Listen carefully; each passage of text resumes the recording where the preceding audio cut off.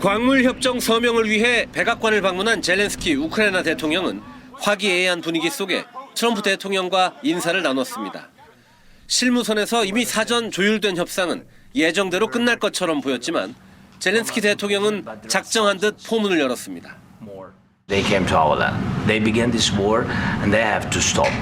And of course, no compromises with the killer about our territories. 젤렌스키 대통령은 그러면서 단순한 휴전 협상은 수용할 수 없다고 여러 차례 목소리를 높였습니다. 그러자 트럼프 대통령은 무례하다고 강하게 비판하면서 협상하거나 그게 아니면 미국은 빠질 것이라고 경고했습니다. 젤렌스키 대통령 면전에서 미국의 지원이 없었다면 이미 우크라이나는 전쟁에서 패했을 것이라고도 했습니다. You don't have the cards right now. With us, you start having cards. You're gambling with the lives of millions of people. You're gambling with World War III. You're gambling with World War III. 결국 두 정상 간 감정적 발언과 고성이 이어지면서 회담은 파국으로 치달았습니다. You have to be thankful. You don't have the cards. You're buried there. Your people are dying. You're running low on soldiers. Listen, you're running low on soldiers. 이후 언론 공개 행사가 종료되고 예정됐던 협정과 공동 기자회견이 모두 취소됐습니다.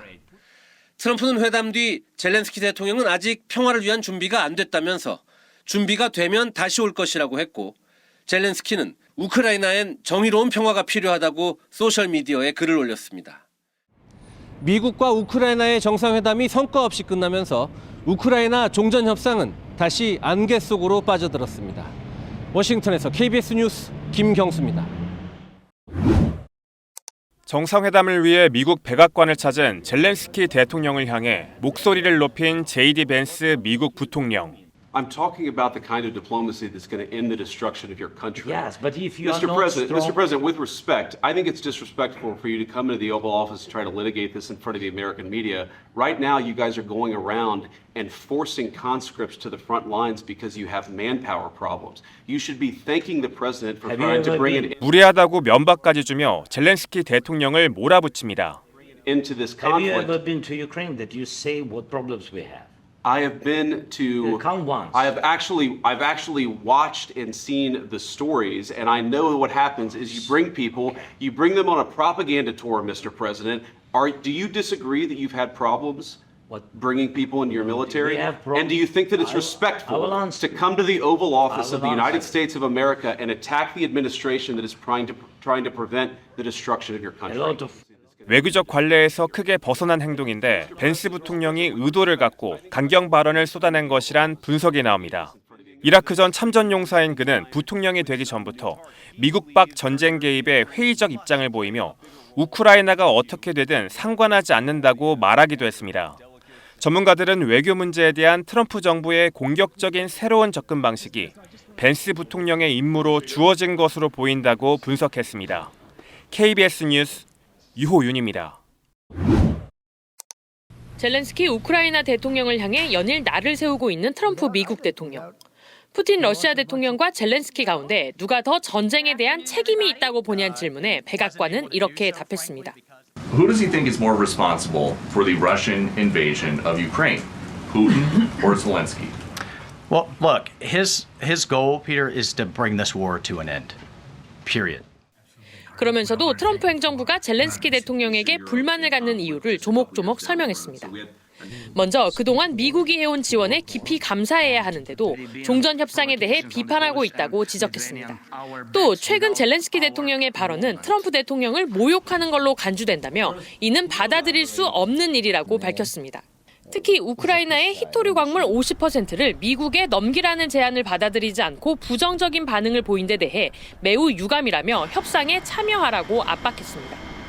반면 러시아를 향해선 협상 의지에 따라 제재를 조정할 수 있다는 뜻을 드러냈습니다. And as a first step, we're just going to do some common sense things like restore the ability of both of our embassies to function. And again, you know, this is common sense in foreign policy world. They call it shuttle diplomacy. 종전 협상과 관련해 트럼프 대통령은 다음 주 마크롱 프랑스 대통령, 스타머 영국 총리와 잇따라 만납니다. 미국이 유럽에도 더 많은 책임을 강조하고 있는 가운데 이 자리에선 유럽 주도의 안보 보장에 대한 논의가 이뤄질 걸로 보입니다. 워싱턴에서 KBS 뉴스 김지숙입니다. 지지율 4% 대통령이라고 조롱하며 젤렌스키를 향해 퇴진을 압박한 트럼프 대통령. 이번엔 독재자라고도 불렀습니다. 그저 그런 코미디언 같은 인신공격에 선거를 서두르지 않으면 나라를 잃게 될 거라고도 협박했습니다. A dictator without elections. Zelensky better move fast or he's not going to have a country left. 젤렌스키 대통령이 자신을 비판한 데 대한 응수 차원입니다. 앞서 젤렌스키 대통령은 트럼프의 지지율 4% 주장이 러시아가 퍼뜨린 허위 정보라며 이렇게 비판했습니다. Президент Трамп, Ніна Петрівна, на жаль, живе в цьому дезінформаційному просторі. 미국이 3년간 전쟁을 지원해온 우크라이나의 정상을 몰아붙이자 푸틴 러시아 대통령은 여유로운 모습입니다. 미국과의 장관급 회담에 만족감을 표했고 우크라이나를 향해선 협상에 결국 참여하게 될 텐데 왜 과민 반응하냐는 식입니다. Никто Украину из этого процесса не исключает. Поэтому нет оснований для такой реакции на российско-американскую встречу. 종전 협상에서 배제됐다는 불만 속에 영국과 프랑스 정상은 유럽 정상회담 결과를 들고 다음 주 워싱턴을 찾아갑니다. 두 정상은 미국과 유럽의 오랜 동맹을 강조하며 트럼프 대통령을 설득할 것으로 보입니다. 하지만 최근 트럼프 대통령의 행보가 러시아로 기울어 있는 만큼 멀어진 거리만 확인하고 빈손으로 돌아올 수도 있습니다.